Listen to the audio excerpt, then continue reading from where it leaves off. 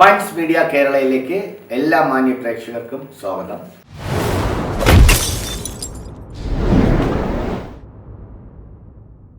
ഇന്ന് നമ്മുടെ ഗസ്റ്റായി എത്തിയിരിക്കുന്നത് കേരളത്തിലെ അറിയപ്പെടുന്ന അനിമേഷൻ ആർട്ടിസ്റ്റും കാർട്ടൂണിസ്റ്റുമായ ശ്രീ രാകേഷാണ്. നമസ്കാരം രാകേഷ്. നമസ്കാരം. കഴിഞ്ഞ 40 കൊല്ലമായി കേരളത്തിലെമ്പാടും അറിയപ്പെടുന്ന ഒരു ചിത്രരചനാകാരനും കാർട്ടൂണിസ്റ്റുമാണ് താങ്കൾ. താങ്കൾ എങ്ങനെയാണ് ഈ വരയുടെ ലോകത്ത് എത്തിപ്പെട്ടത്? ശരിക്കും എൻ്റെ അച്ഛൻ ആർട്ടിസ്റ്റാണ്. അച്ഛൻ പഴയ നമ്മുടെ ട്രിവാൻഡ്രം സ്കൂൾ ഓഫ് ആർട്സ് സ്റ്റുഡൻ്റാണ്. അന്ന് സ്കൂൾ ഓഫ് ആർട്സ് ആയിരുന്നു. അച്ഛനൊരു സ്റ്റുഡിയോ ഉണ്ടായിരുന്നു. ഒപ്പം തന്നെ അച്ഛൻ ഈ ഡിസൈനിങ് സെൻറ്ററും ബാക്കി കാര്യങ്ങളും ഞാൻ പഠിച്ചതൊക്കെ തമിഴ്നാട്ടിലാണ്, സേലത്തും ചെന്നൈയിലായിട്ട്. അപ്പം അച്ഛൻ ഈ വർക്ക് ചെയ്യുന്നതിൻ്റെ ഒരു ഇൻസ്പിറേഷൻ അല്ലെങ്കിൽ അത് കണ്ടിരുന്നതിൻ്റെ ഒരു ഇൻസ്പിറേഷൻ ആയിരിക്കും. എന്നാണ് ഞാനത് കാര്യമായിട്ട് വരച്ചു തുടങ്ങി, അല്ലെങ്കിൽ ഒരു ക്യാരക്ടർ വരയ്ക്കണം എന്നൊക്കെയുള്ള രീതി വരണമെന്ന് വെച്ചാൽ ഒരു കോമഡിയാണ്. കാരണം എനിക്ക് 3-4 വയസ്സുള്ളപ്പോഴത്തേക്കും അവിടെ ശ്രീ MG രാമചന്ദ്രൻ അങ്ങനെ ഈ ഇലക്ഷൻ പ്രചരണത്തിന് വേണ്ടിയിട്ട് ഞങ്ങളുടെ നാട്ടിൽ വന്നു. MGR അപ്പോൾ ഈ നാട്ടിൽ വന്നപ്പോഴത്തേക്കും ഭയങ്കര ക്രൗഡും കാര്യങ്ങളായിട്ടിരിക്കുന്ന സമയത്ത് എനിക്ക് ഇതൊക്കെ കണ്ടപ്പോൾ ഒരു ഒപ്പാടത്തിൽ ഞാൻ കരയുകയൊക്കെ ചെയ്തത്. അപ്പം ആള് ഇങ്ങനെ കൈ കാണിച്ചിട്ട് ഇങ്ങനെ പോകുന്ന സമയത്ത് അമ്മ എൻ്റെ അടുത്ത് പറഞ്ഞാൽ പിന്നെ നോക്കിയിട്ടാണ് കൈ അപ്പം ഭയങ്കര സ്നേഹം. അതിനുമുമ്പേ സിനിമ കണ്ടിട്ടുണ്ട്. എൻ്റെ വീട്ടിൻ്റെ തൊട്ടടുത്ത് ഒരു 3-4 സിനിമ തിയേറ്ററുണ്ട്. അപ്പം ഒരു തിയേറ്ററിൽ അപ്പോഴേക്കും കയറി പോവാം ആ രീതിയിലായിരുന്നു. MGRൻ്റെ സിനിമയാണ് ഞാൻ കൂടുതൽ കണ്ടിരുന്നത്. അപ്പോൾ ഈ മനുഷ്യൻ കൈ കാണിച്ചു എന്ന് പറഞ്ഞപ്പോൾ അവർ പെട്ടെന്നൊരു അറ്റാച്ച്മെൻറ്റ് തോന്നിയപ്പോൾ വീട്ടിൽ വന്നിട്ട് വരയ്ക്കാനും ഈസിയായിരുന്നു. ഈ വെള്ളത്തൊപ്പിയും കറുത്ത കണ്ണടയും മാത്രമേ ഉള്ളൂ. അവിടെ നിന്നാണ് തുടങ്ങിയതാണ് എൻ്റെ ഓർമ്മ. അതായത് സ്കൂളിൽ പഠിക്കുന്ന ഒരു 10-12 വയസ്സ് കാലഘട്ടം. അല്ല, 4 വയസ്സ്. 4 വയസ്സിൽ ഈ MGRനെ വരച്ചു തുടങ്ങാം. അപ്പോൾ ഞങ്ങൾ 5 പേരാണ്. അതിൽ അച്ഛൻ ചിലപ്പോൾ എന്നെ നോട്ട് ചെയ്തിട്ടുണ്ടാകും. അച്ഛൻ്റെ പേരെന്താണ്? അച്ഛൻ്റെ പേര് പത്മനാഭൻ നായർ. അച്ഛൻ മാധ്യമത്തിലെ ചീഫ് ആർട്ടിസ്റ്റ് ആയിരുന്നു, ലേഔട്ട് ആർട്ടിസ്റ്റ്. അപ്പോൾ അത് കഴിഞ്ഞിട്ട് പിന്നെ ഈ പറഞ്ഞ വരയിലൊരു താല്പര്യം ഉണ്ടെന്ന് വെച്ചിട്ടായിരിക്കാം അച്ഛൻ പിന്നീട് എന്നെ ഒന്ന് കൺട്രോൾ ചെയ്യാൻ തുടങ്ങി. അത് പിന്നീട് എൻ്റെ ഈ പഠിത്തത്തിൻ്റെ ഇടയ്ക്കുള്ളൊരു ചെറിയൊരു ബ്രേക്കൊക്കെ വന്നു. പിന്നെ എന്തെങ്കിലും ഒരു പ്രൊഫഷനിലോട്ട് പോകണം എന്നുള്ള രീതി വന്നപ്പോഴത്തേക്കും ഞാനിതൊരു പ്രൊഫഷനായിട്ട് തന്നെ എടുത്തു. പലരുടെയും കാർട്ടൂൺസ് കാണുക അല്ലെങ്കിൽ പല കളക്ഷൻസ് കണ്ട് പ്രാക്ടീസ് ചെയ്യുക ഒക്കെ ആയിട്ട് ഒരു പ്രൊഫഷനായിട്ട് എടുത്തു. അക്കാഡമിക്കലായിട്ട് ഞാൻ പഠിച്ചത് ഒരു 6 മാസം ചെന്നൈയിലൊരു അക്കാഡമിയിൽ ഞാൻ പഠിച്ചിട്ടുണ്ട്. പക്ഷെ അത് എനിക്ക് അത്ര വലിയ പ്രയോജനമായിട്ട് തോന്നിയില്ല. അങ്ങനെയായിരുന്നു എൻ്റെ തുടക്കം. സാധാരണ ഈ വരപ്പുകാർ അല്ലെങ്കിൽ ഇത്തരത്തിലെ ചിത്രരചനാ രംഗത്ത് എത്തിപ്പെടുന്നവരെല്ലാം തന്നെ ഫൈൻ ആർട്സ് കോളേജ് പോലുള്ള സ്ഥാപനങ്ങളിൽ പഠിച്ച് പിന്നെ അവർ മികവ് തെളിയിക്കുന്നവരാണ്. പക്ഷെ താങ്കളെ സംബന്ധിച്ചിടത്തോളം താങ്കൾ സ്വന്തമായ കഴിവിനാൽ കേരളമാകെ അറിയപ്പെടുന്ന ഒരു ആർട്ടിസ്റ്റായിട്ട് മാറിയിരിക്കുന്നു. അതിൽ എനിക്ക് തോന്നിയിട്ടുള്ള ഒന്നും വെച്ചാൽ അച്ഛൻ്റെ ഒരു ഡയറക്ഷൻ എപ്പോഴും ഉണ്ടായിരുന്നു. ഞാൻ ശരിക്കും വരച്ചു തുടങ്ങുന്നതെന്ന് വെച്ചാൽ അച്ഛൻ്റെ ഡ്രോയിങ്സ് തന്നെയാണ് ഞാൻ നോക്കി വരച്ചു തുടങ്ങിയത്. പഴയ സ്കൂൾ ഓഫ് ആർട്സിൻ്റെയൊക്കെ ഒരു സ്റ്റൈലിൽ. പിന്നെ അത് കഴിഞ്ഞിട്ട് ഗ്രാജുവലി പറഞ്ഞ കാർട്ടൂണിലോട്ട് ഞാൻ പോകുന്നത്. മാരിയോ മിറാണ്ട എന്ന് പറഞ്ഞിട്ടൊരു കാർട്ടൂണിസ്റ്റ്, വളരെ ഫേമസ് ആയിട്ടുള്ളൊരു കാർട്ടൂണിസ്റ്റാണ്. അപ്പം അദ്ദേഹത്തിൻ്റെ കാർട്ടൂൺസൊക്കെ ഞാൻ കോപ്പി ചെയ്ത് വരച്ചു തുടങ്ങി. എനിക്കത് കുറച്ച് കംഫർട്ടബിൾ ആയിരുന്നു. അപ്പോൾ ആ ഒരു സ്റ്റൈല് ഇവിടെ കേരളത്തിൽ ആരും അങ്ങനെ അഡോപ്റ്റ് ചെയ്തിട്ടില്ല. എനിക്കൊരു ചാൻസ് കിട്ടിയപ്പോഴത്തേക്കും മരിയയുടെ സ്റ്റൈല് ഫോളോ ചെയ്തുകൊണ്ടായിരിക്കും എനിക്കൊരു ഫസ്റ്റ് ഒരു ചാൻസ് കിട്ടുന്നത്. മാത്രമല്ല അച്ഛനത് എന്നെ ഒരുപാട് പ്രോത്സാഹിപ്പിച്ചിട്ടുണ്ട്, കറക്റ്റ് ചെയ്തിട്ടുണ്ട്.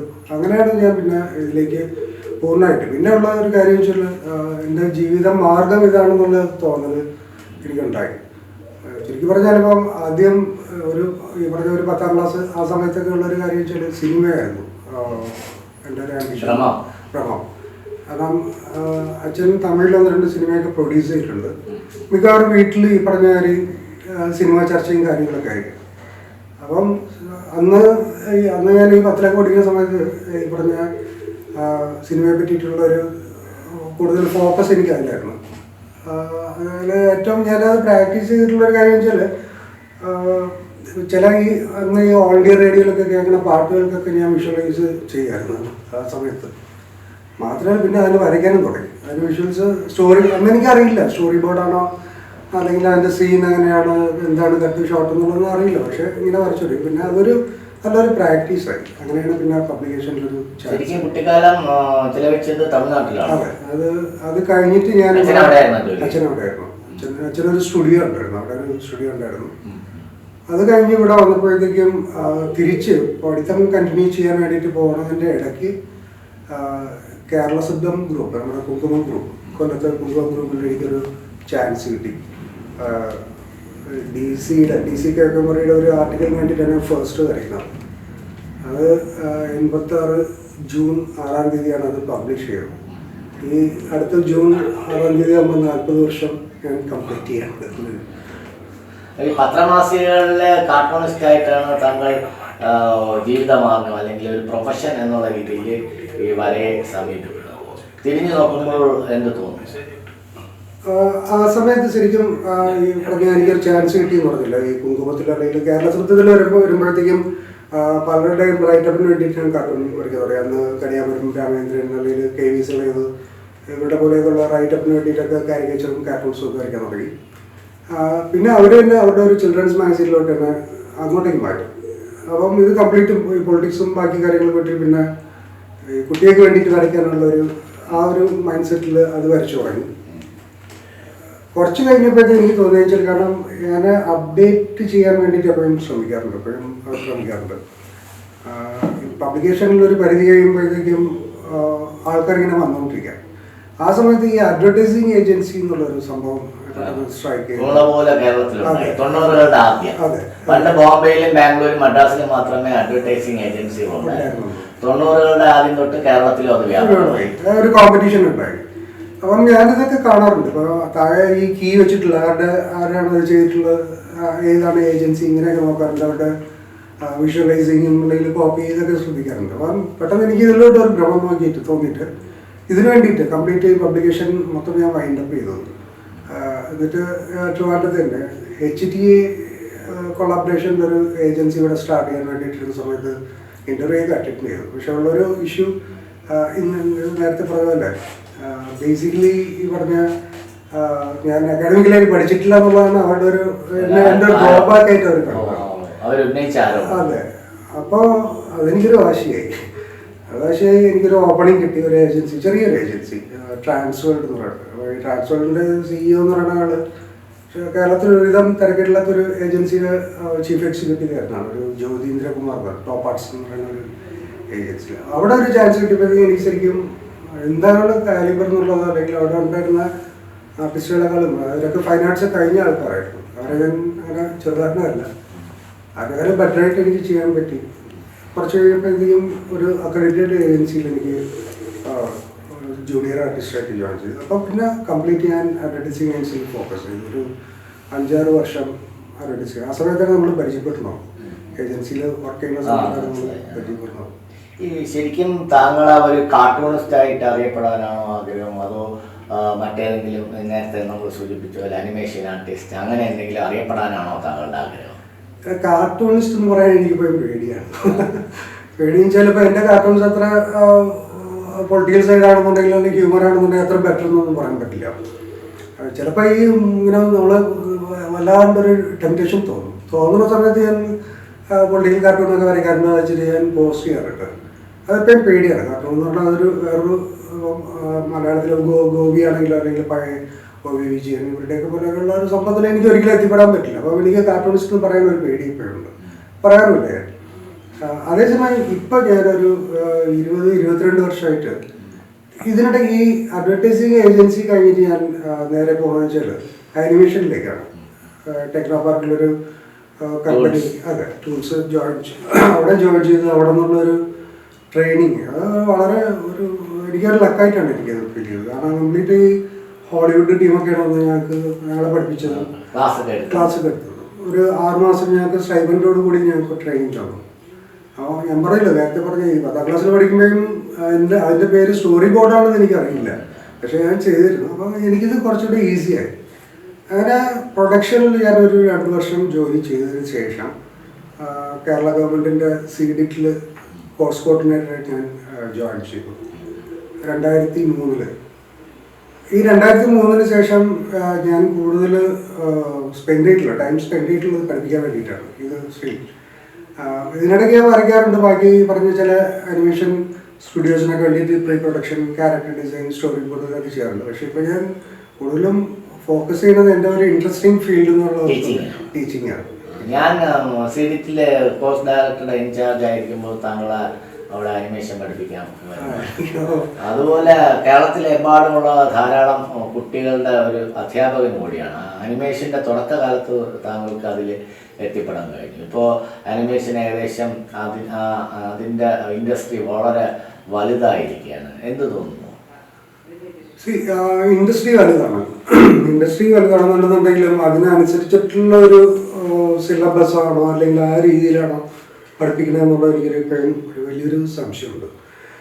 കാരണം വെച്ചാൽ ഇപ്പം ഇത് ഡേ ബൈ ഡേ അപ്ഡേറ്റ് ചെയ്യേണ്ട ഒരു കോഴ്സാണ്. ഡെയിലി പുതിയ സോഫ്റ്റ്വെയർ വരുന്നു, പുതിയ ടെക്നോളജി വരുന്നു. സാധാരണപ്പെട്ട ആളുകൾക്ക് ഇപ്പോഴും അറിഞ്ഞൂടാ 2D എന്താണ്, 3D എന്താണ്. അനിമേഷൻ എന്നുള്ള വേർഡ് അവർ കേട്ടിട്ടുണ്ട്. കുറേ ഹോളിവുഡ് ചിത്രങ്ങളും അല്ലെങ്കിൽ മലയാളത്തിലും തമിഴിലും ഹിന്ദിയിലും ഒക്കെ ഇറങ്ങുന്ന സിനിമകളിലെ അനിമേഷൻ അല്ലെങ്കിൽ അനിമേറ്റഡ് മൂവി എന്നൊക്കെ അവർ പറഞ്ഞു കേട്ടിട്ടുണ്ട്. ഈ അനിമേഷൻ എന്നുള്ള കാര്യം ഈ ജനങ്ങളിലേക്ക് കൂടുതൽ എത്താത്തതിൻ്റെ കാര്യം എന്താണ്? ഇല്ല, ജനങ്ങളിൽ എത്തിയിട്ടുണ്ട്. അവെയറാണ്, സ്റ്റുഡൻസ് ഒക്കെ അവെയറാണ്. അതുകൊണ്ടാണല്ലോ അവർ ഈ ഒരു കോഴ്സിന് ജോയിൻ ചെയ്യുന്നത്. സാധാരണ അതല്ല, അതിന്റെ ഒരു കാര്യം ചിലപ്പോൾ ഒരു ലൈവ് ആക്ഷൻ ഫിലിം ചെയ്യുന്നതിനേക്കാളും പ്രൊഡക്ഷൻ കോസ്റ്റ് കൂടുതലാണ് അനിമേഷൻ ഫിലിം ചെയ്യുക. നേരത്തെ ഉണ്ടായിരുന്ന പിക്സാർ അല്ലെങ്കിൽ Walt Disney, DreamWorks, Lion King പോലെ അതൊക്കെ വെച്ചാൽ വേൾഡ് വൈഡ് ആയിട്ടുള്ള ഒരു റിലീസിംഗ് ഉണ്ട്.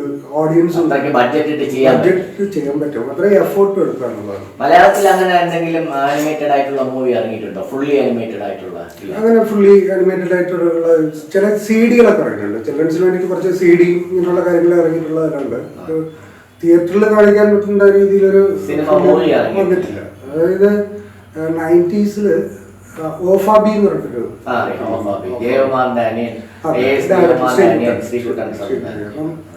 ഫാബിയിൽ എനിക്കൊരു ചാൻസ് അപ്പം പക്ഷെ എനിക്ക് ജോയിൻ ചെയ്യാൻ പറ്റില്ല. എൻ്റെ ബ്രദർ മരിച്ച് ജോയിൻ ചെയ്യാൻ പറ്റില്ല. പക്ഷെ അന്ന് അതിലൊരു ഈ ഫാബി എന്നുള്ള ക്യാരക്ടർ മാത്രമാണ് അനിമേറ്റഡ് ആയിട്ടുള്ളത്. ബാക്കി റിയൽ ആയിട്ടുള്ള ക്യാരക്ടറുകളാണ്. അപ്പം അതിൻ്റെ പ്രൊഡക്ഷൻ കോസ്റ്റ് അവർക്ക് ചെയ്യാൻ പറ്റില്ല, കാണാൻ പറ്റില്ല. സിനിമ റിലീസായി അല്ല, ഒരു ജെൻഷർ പ്രൊഡക്ഷൻ പറഞ്ഞിട്ടൊരു ജർമ്മനിയിൽ എന്തോ ബിസിനസ്സൊക്കെ ഉള്ള ഒരു കൃഷിക്കാരനാണ്, അങ്ങനെയാണ്. പക്ഷെ പൊതുവെ സ്റ്റോറി വെച്ച് നോക്കുമ്പോൾ ഇപ്പം നമ്മൾ കാണുമ്പോഴത്തേക്കും അത് വൺ ഫ്ലോപ്പായിട്ട് പോകാനുള്ള കാരണം എന്താണെന്നുള്ള അറിയാൻ പറ്റും. അത്ര ബെറ്റർ സ്റ്റോറി അല്ലായിരുന്നു, അത്ര നല്ലൊരു സ്ക്രിപ്റ്റോ അങ്ങനെയുള്ള ഒരു സംഭവം അല്ലായിരുന്നു. ഇതാണ് ഇഷ്യൂ. ഫുള്ളി ഒരു ഫിലിം അനിമേറ്റ് ചെയ്യണമെന്നുണ്ടെങ്കിൽ അതിൻ്റെ നമുക്ക് ഒരിക്കലും അത് അഫോർഡ് ചെയ്യാൻ പറ്റില്ല ഈ പ്രൊഡക്ഷൻ എന്നുള്ളത്. അനിമേഷൻ കേരളത്തിലെ അനിമേഷൻ രംഗത്തെ അധ്യാപകരിൽ തുടക്കക്കാരിൽ ഒരാളാണ് താങ്കൾ. ഒരുപാട് വിദ്യാർത്ഥികളെ പഠിപ്പിച്ചിട്ടുണ്ട്. ഈ പഠിപ്പിച്ച വിദ്യാർത്ഥികളിൽ പിന്നീട് പ്രശസ്തരായ ആരെങ്കിലും ഉണ്ടോ? ഒരുപാട് പേരുണ്ട്. അതിൽ ഈ അടുത്ത കാലത്തൊരു ലോക എന്ന് പറഞ്ഞിട്ടൊരു ഫിലിം, ലോകയിലെ അതിൻ്റെ എഫക്ട്സും ആനിമേഷനും ബാക്കി പറഞ്ഞ സ്റ്റോറി ബോർഡ് ഇങ്ങനെയുള്ള കാര്യങ്ങളൊക്കെ ചെയ്ത് CD-യിൽ ഞാൻ പഠിപ്പിച്ച സ്റ്റുഡൻസ്. അതിൻ്റെ ഒരു കാര്യം, അതിൽ ഒരു 2 ബാച്ചുകാരെ എനിക്ക് എൻ്റെ ഫ്രീഡത്തിന് പഠിപ്പിക്കാൻ പറ്റി, എൻ്റെ ഒരു ഐഡിയയിൽ പഠിപ്പിക്കാൻ പറ്റും. ഒന്ന് എനിക്ക് ഈ ഒരു പ്രൊഡക്ഷൻ എക്സ്പീരിയൻസ് ഉള്ളത് കൊണ്ട്, പിന്നെ അവരെങ്ങനെ മോൾഡ് ചെയ്യാന്നുള്ള എൻ്റെ എക്സ്പീരിയൻസ് വെച്ചിട്ടാണ് ഞാനത് അവരുണ്ടായത്. ആ ഒരു ഫ്രീഡം എനിക്ക് CD-യിലുണ്ടായിരുന്നു. ബാക്കി കോളേജുകളിലോ അല്ലെങ്കിൽ വേറെ എവിടെയെങ്കിലും അക്കാഡമിയിൽ പഠിപ്പിക്കുന്ന അവരുടെ സിലബസ് ആയിരുന്നു ഞാൻ പഠിപ്പിക്കുന്നത്. അപ്പം എനിക്കന്ന് തോന്നിയിട്ടുള്ള ഒരു ഇഷ്യൂ വെച്ചാൽ ഇതിൽ ഈ പറഞ്ഞ സിലബസ് അപ്ഡേറ്റ് ചെയ്യാത്തതിൻ്റെ ഒരു ഇഷ്യൂ ഉണ്ട്. അതുപോലെ തന്നെ ആനിമേഷൻ മാത്രമല്ല അത് പഠിപ്പിച്ചിരുന്നത്, ഡിസൈനിങ് കൂടെ, ആനിമേഷൻ ആൻഡ് ഗ്രാഫിക് ഡിസൈനിങ് എന്നുള്ളൊരു അങ്ങനത്തെ ഒരു കോഴ്സാണ്. അതൊരിക്കലും കുട്ടികൾക്ക് തലയിൽ കയറണമെന്നില്ല. 2 കൂട്ടരും അവർക്ക് അസൈൻമെൻറ്റ് കൊടുക്കും, അല്ലെങ്കിൽ എക്സാം വെക്കും, ഇന്റർണൽ എക്സാം അത് ഒരു ഫ്രീ ആവില്ല. ശരിക്കും അനിമേഷന്റെ ഭാവി നല്ലതാണോ? ഇനിയും അത് പുരോഗമിക്കുമോ? ഉറപ്പായിട്ടും. അത് അനിമേഷൻ മാത്രമല്ല, ഇപ്പൊ അവരൊരു ക്യാരക്ടർ ഡിസൈൻ ചെയ്യണ മാത്രമല്ല. ഒന്ന് ഇപ്പോഴുള്ളൊരു തെറ്റിദ്ധാരണ വെച്ചാൽ അനിമേഷൻ എന്ന് പറയുന്നത് ഫിലിം മേക്കിങ്ങിന് വേണ്ടിയിട്ടാണ്, അല്ലെങ്കിൽ അഡ്വർടൈസ്മെന്റിന് വേണ്ടിയിട്ടാണ്. അങ്ങനെയല്ല. ഇപ്പോൾ ഒരുപാട് ഇൻഡസ്ട്രിയിൽ അത് യൂസ് ചെയ്യുന്നുണ്ട്. മെഡിക്കലിൽ യൂസ് ചെയ്യുന്നുണ്ട്, മെഡിക്കൽ സയൻസിൽ യൂസ് ചെയ്യുന്നുണ്ട്, ഡിഫൻസിൽ അല്ലെങ്കിൽ ഈ പറഞ്ഞ വെപ്പൺസ് ഒക്കെ ഉണ്ടാക്കുക, അല്ലെങ്കിൽ സ്പേസിൻ്റെ കാര്യങ്ങൾ അങ്ങനെ ഒരുപാട് ഏരിയ സമൂഹത്തിലെ സമസ്ത മേഖലകളിലും ഇതിപ്പോൾ യൂസ് ചെയ്യുന്നുണ്ട്. ശരിക്കും ഈ 2D 3D തമ്മിലെ വ്യത്യാസം എന്താണ്? 2D എന്ന് പറഞ്ഞാൽ നേരത്തെ നമ്മൾ, അതായത് ഒരു ഈ പറഞ്ഞ ലൈൻ കിങ് ഒക്കെ ചെയ്യുന്ന മാനുവലായിട്ട് വരച്ചിട്ടാണ് അവസാനം അനിമേറ്റ്. അതായത് ഒരു സെക്കൻഡിന് 24 ഫ്രെയിം എന്നുള്ളൊരു സംഭവം. അതെ. അപ്പോൾ ഒരു സെക്കൻഡ് ഒരു ക്യാരക്ടർ ചലിക്കണമെന്നുണ്ടെങ്കിൽ 24 ഫ്രെയിം വരയ്ക്കുകയാണ്. വരച്ചതിന് ശേഷം അതിന് മാനുവലായിട്ട് കൗണ്ട് ചെയ്തു. Lion king digital colouring. Lion king ഒക്കെ ഒരു 3-4 വർഷം ഈ വരപ്പിനെ തന്നെ എടുത്തു കാണും അല്ലേ? ഓരോ ഷോട്ടും ഇതുപോലെ 24 ഫ്രെയിം വരച്ച് വരുന്നുണ്ട്. എന്നിട്ടല്ലേ അനിമേറ്റ് ചെയ്യാൻ പറ്റും. അത് ഞാൻ ഈ പറഞ്ഞു കഴിഞ്ഞാൽ ഒരു ക്യാരക്ടറിനാണ് 24 ഫ്രെയിം. അതുപോലെ 4 വർഷം വരയ്ക്കാൻ വേണ്ടി മാത്രം അവർ എടുത്തതാണ്. അതില് ലയൺ കിങ്ങിന്റെ മേക്കിംഗ് എന്ന് പറയുന്നത് വെച്ചാൽ അവരുടെ പ്രീ പ്രൊഡക്ഷൻ എപ്പോഴും ഈ പറഞ്ഞ ഹോളിവുഡ് മൂവീസ് പ്രീ പ്രൊഡക്ഷൻ വേണ്ടിയിട്ട് ടൈം ഒരുപാട് സ്പെൻഡ് ചെയ്യാൻ പ്രൊഡക്ഷൻ കോപ്പറേറ്റ് ചെയ്യാൻ പറ്റുള്ളൂ. ഇതിന്റെ കഥ വെച്ചാൽ ഇതിപ്പം ഈ ലയൺ കിങ് സ്റ്റോറി പ്രിപ്പയർ ചെയ്തതിനു ശേഷം ആ ഒരു ടീം ആഫ്രിക്കൻ കാടുകളിലൊക്കെ പോയിട്ട് ഈ പറഞ്ഞ ആനിമൽസിനെയൊക്കെ സ്റ്റഡി ചെയ്തു, മരങ്ങളെ സ്റ്റഡി ചെയ്തു, റിസർച്ച് ചെയ്ത് അതിനു വേണ്ടിയിട്ടും നല്ലൊരു ടൈം സ്പെൻഡ് ചെയ്യും. അതായത് അവരുടെ സിനിമയുടെ വിജയം എന്ന് പറയുന്നത് തന്നെ പ്രീ പ്രൊഡക്ഷനാണ്. ഈ ശരിക്കും ഞാൻ ഈ ടൂൺസിൽ ട്രെയിനിങ്ങിൻ്റെ ടൈമിൽ നമ്മുടെ IBM ILM ഉണ്ടായിരുന്നൊരു സൂപ്പർവൈസർ ഉണ്ടായിരുന്നു, റോബ് കോൾമൻ എന്ന് പറഞ്ഞിട്ട്. അങ്ങനെ നമ്മുടെ സ്റ്റാർ വാർസിലൊക്കെ വർക്ക് ചെയ്തിട്ടുള്ള ആളാണ്. അപ്പോൾ ആള് പറഞ്ഞതെന്ന് വെച്ചാൽ ഇപ്പോൾ ഒരു സ്റ്റോറി ബോർഡ് നിങ്ങൾ മൂവിയുടെ ഒരു സ്റ്റോറി ബോർഡ് നിങ്ങൾ കംപ്ലീറ്റ് ആയിട്ടുണ്ടെങ്കിൽ 90% ഫിലിം കംപ്ലീറ്റ് ആയിരുന്നതാണ്. അതിന് ശേഷമാണ് ബാക്കി കാര്യങ്ങളൊക്കെ ചെയ്യാറുള്ളത്. അങ്ങനൊരു കാര്യങ്ങളുണ്ട്. ജീവിതത്തിൽ താങ്കൾ കണ്ട ഏറ്റവും ആദരണീയനായ പുരുഷൻ ആരാണ്? ഈ ഫീൽഡിൽ നിന്നുള്ള ആളാണ്? അത് ഒന്ന് ഞാൻ എല്ലാവരെയും ആദരിക്കുകയാണ്. എൻ്റെ വീട്ടിലിപ്പം തെങ്ങാറാവ് പറഞ്ഞാളെ എനിക്കത് പറ്റുന്നതല്ല. അപ്പം അയാളെ ഞാൻ ആദരിക്കണം. അപ്പം അങ്ങനെ ഒരാളെ കാറ്റഗറൈസ് ചെയ്യാൻ പറ്റില്ല. അപ്പം അങ്ങനെ ചോദിക്കുകയാണെന്നുണ്ടെങ്കിൽ ഞാനിപ്പം കാരണം MGR അത് രണ്ടാമത്തെ തവണ. അതായത് ഞാൻ ആദ്യത്തെ തവണ കാണുന്നത് വെച്ചാൽ 3 വയസ്സിൽ, പിന്നെ അത് കഴിഞ്ഞിട്ട് പിന്നെ 3-4 വയസ്സിൽ, പിന്നെ അത് കഴിഞ്ഞിട്ട് ഒരു 10-11 വയസ്സായിട്ട് വീണ്ടും ഞാൻ കാണുന്നു. വളരെ തൊട്ടടുത്താണ്. അന്ന് ഇങ്ങനത്തെ ഒരു പടം വരച്ചുകൊണ്ടൊക്കെ പോയി സ്റ്റേജിൽ കയറുമ്പോഴത്തേക്കും കൊടുക്കാൻ പറഞ്ഞിട്ടുണ്ട്. പക്ഷെ ഇതിനിടയ്ക്ക് ആൾക്കാരെ തള്ളി എന്നെ ചോട്ടി പുറത്താക്കി കാണാൻ പറ്റില്ല. പക്ഷെ ഇന്നും കാരണം ഒരു പൊളിറ്റീഷ്യനോ അല്ലെങ്കിൽ ഒരു ആക്ടറിനോ മാത്രമല്ല, ഞാൻ അയാളുടെ കുറേ ഒരു ഹ്യൂമാനിറ്റിയും അല്ലെങ്കിൽ അങ്ങനെയുള്ള കാര്യങ്ങളിലൊക്കെ ഞാൻ ഇന്നും കാണുന്നത് വലിയൊരു സംഭവമായിട്ടാണ് ഞാൻ അത് തന്നെയാണ് എൻ്റെ ഏറ്റവും വലിയൊരു.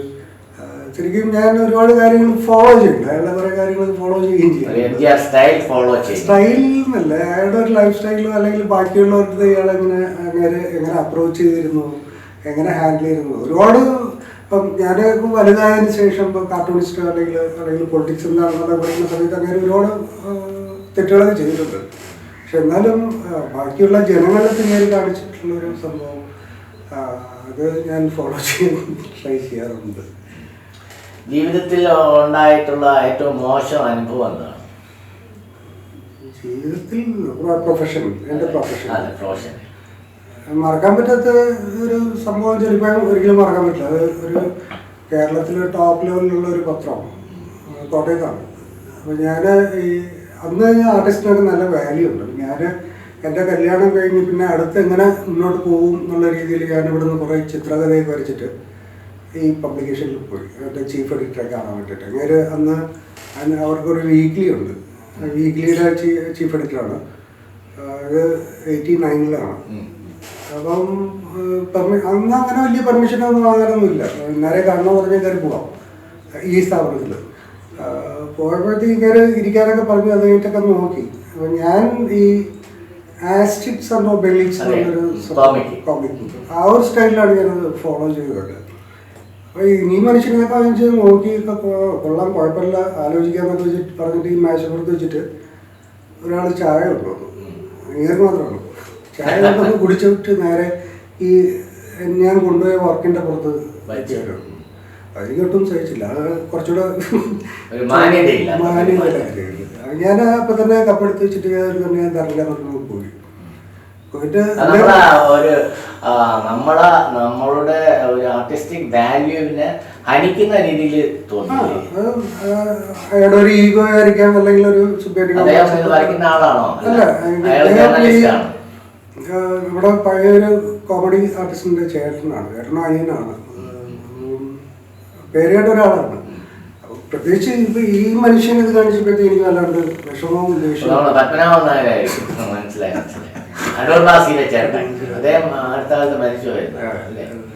അതാണ് ശരിക്കും എനിക്ക് എവിടെ പോകുമ്പോ അത്തരം ഒരു കാര്യം ഞാൻ ഇപ്പൊ എൻ്റെ അടുത്ത് ആരെങ്കിലും വരുമ്പോഴോ അല്ലെങ്കിൽ എൻ്റെ ഒരു സ്റ്റുഡൻറ് വർക്ക് ചെയ്ത് കൊണ്ടുവരുമ്പോൾ ഞാൻ ഒരിക്കലും അവരെ ഇഗ്നോർ ചെയ്യുന്ന രീതിയിലൊന്നും ചെയ്യാറില്ല. അതായിരുന്നു ഞാൻ മറക്കാത്ത കാര്യം. കാരണം ഇപ്പൊ ഞാൻ ശരിക്കും താങ്കളുടെ ഇഷ്ടപ്പെട്ട കാർട്ടൂണിസ്റ്റ് ആരാണ്? മാരിയമ്മനുണ്ട്. ഇന്ത്യക്കാരനാണ്, ഗോവക്കാരനാണ്. അങ്ങനെ ശരിക്കും എൻ്റെ കാർട്ടൂൺ അങ്ങേര് കണ്ടിട്ടുണ്ട്. കാർട്ടൂൺ അക്കാഡമി വഴി എൻ്റെ കാർട്ടൂൺ കണ്ടിട്ടുണ്ട്. അങ്ങേര് അപ്രീഷിയേറ്റ് ഞങ്ങൾ ഒരിക്കൽ ബോൾഗാട്ടി പാലസിൽ ഒരു പ്രോഗ്രാം പ്ലാൻ ചെയ്തിട്ട് സാറ് വരും എന്ന് പറഞ്ഞിട്ട് സാറൊന്നും വന്നില്ല. ഞാനവിടെ പോയിട്ട് പക്ഷെ കണ്ടില്ല. പിന്നീട് ഞാൻ ഗോവയിൽ പോയി, അങ്ങനെ കാണാൻ വേണ്ടിയിട്ട് തന്നെ ബ്ലസ്സിംഗ് എന്നൊക്കെ രീതിയിൽ തന്നെ പോയി. പക്ഷെ ആ സമയത്ത് ആരെയും അലോ ചെയ്യില്ല, തീരെ കഴിവില്ലാത്ത രീതിയിലൊക്കെ ആയിരുന്നു. അങ്ങനെ പിന്നെ കാണാൻ പറ്റിയില്ല. ഇന്ത്യയിൽ അല്ലെങ്കിൽ കേരളത്തിൽ എടുക്കുകയാണെങ്കിൽ കാർട്ടൂണിസ്റ്റുകളുടെ ഭാവി ശോഭനമാണോ? ബ്രില്യൻ്റ് ആയിട്ടുള്ള കാർട്ടൂണിസ്റ്റുകൾ ഇപ്പോഴും ചെയ്യുന്നുണ്ട്. ഞാനിപ്പോൾ ഒരു ഗോപികൃഷ്ണൻ ഉണ്ടെന്നല്ലാതെ മറ്റു പത്രത്തിലോ അല്ലെങ്കിൽ വാരികളിലോ അങ്ങനെ ശ്രദ്ധിക്കപ്പെടുന്ന ഗോപികൃഷ്ണന്മാരുണ്ടോ?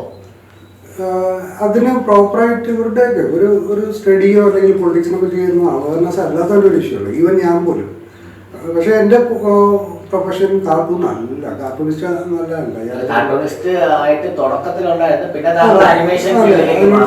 കാരണം അത്തിരി ടഫാണ്, ഒരു സംഭവം ടഫാണ്. നമ്മൾ ഇതിൽ മാത്രം ഫോക്കസ് ചെയ്യണമെങ്കിൽ നല്ലൊരു കാർട്ടൂണിസ്റ്റ് ആവാൻ പറ്റുമായിരിക്കും. ഞാനിപ്പോഴും എൻ്റെ പ്രായത്തിൽ ഞാൻ ഇവിടെ കേരളത്തിൽ വന്ന് മലയാളം കാർട്ടൂണിസ്റ്റുകളെ പറ്റിയിട്ട് അല്ലെങ്കിൽ അവരെ പറ്റി കേട്ടിട്ടുള്ളതോ കണ്ടിട്ടുള്ളതോ ഞാനിപ്പോഴും റെസ്പെക്ട് ചെയ്യുന്നത് ഗോപികൃഷ്ണനാണ്. എന്നെക്കാളും ഒരുപാട് ജൂനിയറാണ്. പക്ഷെ അയാൾ ഇതിന് വേണ്ടിയിട്ട് മാത്രം നോക്കണം, കാര്യങ്ങൾ സ്റ്റഡി ചെയ്യുന്നു, പൊളിറ്റിക്സ് പഠിച്ചിട്ടുണ്ട്, മനസ്സിലാക്കുന്നുണ്ട്. ആ ഒരു രീതിയിൽ അദ്ദേഹത്തിൻ്റെ എനിക്ക് വലിയൊരു മതിപ്പുണ്ട്.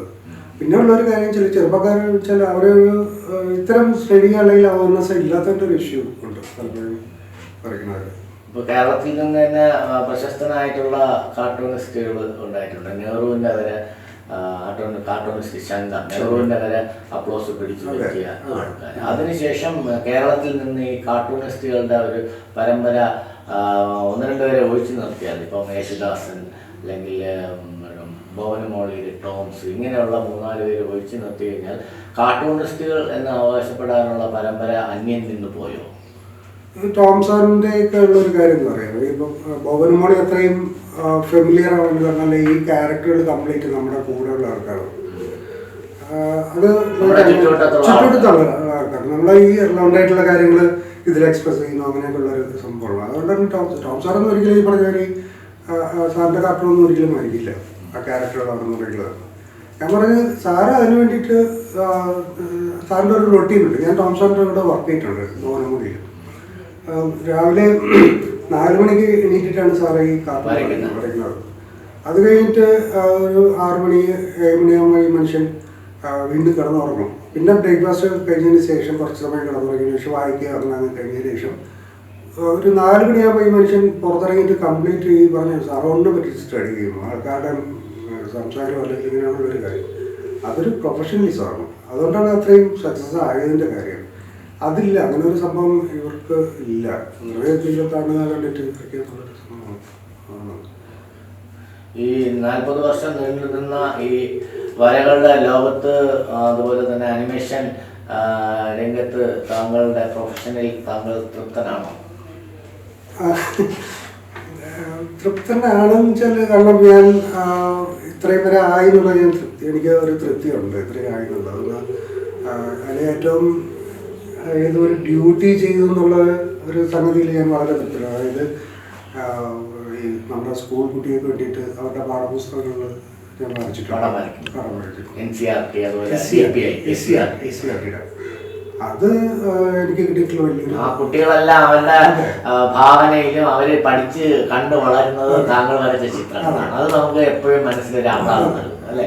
ശരിക്കും പറഞ്ഞാൽ ഇപ്പം ഞാൻ ഈ കോളേജിൽ പഠിപ്പിക്കുന്ന സമയത്ത് ഞാൻ വരച്ച പടങ്ങൾ പഠിച്ച കുട്ടികളുടെ മക്കള് എൻ്റെ സ്റ്റുഡൻ്റ് ആയിരുന്നു. അതുപോലെ തന്നെ എനിക്ക് ഈ പാലക്കാട് കുറച്ച് ഉള്ളിലാണ് ഒരു ഡാമിൻ്റെ കുറച്ച് കുറേ ഉള്ളിലാണ്. അവിടെ പോകുമ്പോഴേക്കും ഒരു ചായയുടെ സൈഡിൽ ചായ കുടിക്കാൻ വേണ്ടിയിട്ട് ഞാൻ എൻ്റെ കുറച്ച് ഫ്രണ്ട്സായിട്ട് പോയപ്പോഴത്തേക്കും കുറച്ച് കുട്ടികൾ ഈ പാഠപുസ്തകം വെച്ചിട്ട് പഠിക്കുന്നുണ്ട്. അപ്പോൾ എൻ്റെ കൂടെ വന്ന ആൾക്കത് അറിയാം. അയാൾ ചോദിച്ചു ഈ വരച്ച ആളുടെ പരിചയപ്പെട്ടു വന്നു ചോദിച്ചു. കാണാൻ കണ്ടിട്ടുണ്ടെന്ന് ചുമ്മാ ചോദിച്ചപ്പോഴേക്കും പിള്ളേരെ അറിയില്ല പറഞ്ഞു വെച്ചാൽ ഈ ആളാണ് വരച്ചതെന്ന് പറയുമ്പോൾ അവർക്ക് വിശ്വാസമില്ല. പിന്നെ അവർക്ക് വേണ്ടി ഞാൻ അവിടെ വെച്ചിട്ട് കുറച്ച് പടങ്ങൾ വരച്ചു കൊടുത്തപ്പോഴത്തേക്കും അവർക്ക് വിശ്വാസം. അപ്പോൾ അതൊന്നും ഒരിക്കലും അതിനൊക്കെ ഞാൻ ഭയങ്കര സാറ്റിസ്ഫാക്ഷൻ. അത് ഇത്രയും മതി എന്നുള്ളത് അത് ധാരാളം. Thank you Rajesh.